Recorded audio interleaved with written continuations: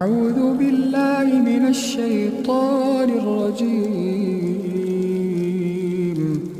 الله لا إله إلا هو الحي القيوم، لا تأخذه سنة ولا نوم، له ما في السماوات وما في الأرض.